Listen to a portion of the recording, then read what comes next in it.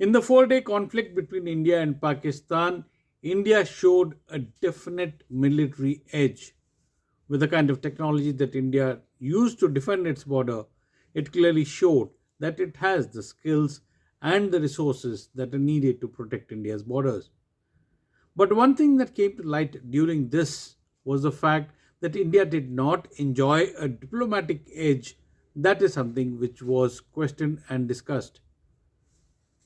The government of India now acknowledges this, has understood that it needs to build stronger relationships at a diplomatic level with several countries.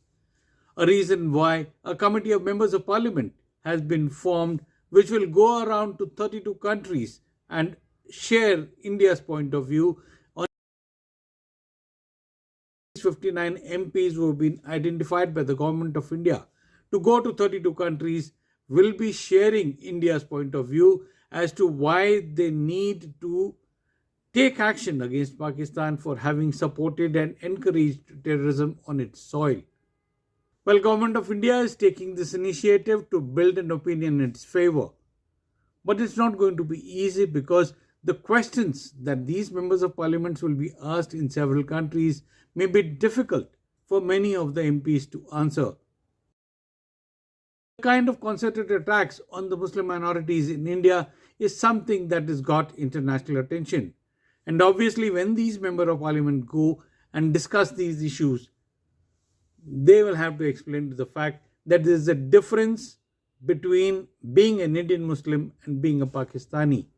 Somewhere, due to the right-wing trolls and the social media and the mainstream media, the kind of hate that has been built in the last few years is something that will have to be dismantled to get the trust of these countries.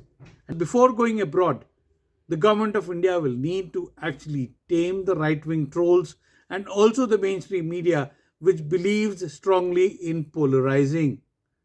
Polarization may have helped several political parties in gaining a political edge. But when it comes to deciding between whether you want to take the Hindutva path or the India path, that is where going to be the huge challenge for government of India, because it will have to shed its image of being a Hindu Rashtra versus India or Bharat, as you may call it. Because the questions will be asked to these members of parliament, and some of these questions may be very difficult for these members of parliament to answer. But nevertheless, the initiative by itself is a very strong initiative and a good initiative to win the trust of the world. Bangalore.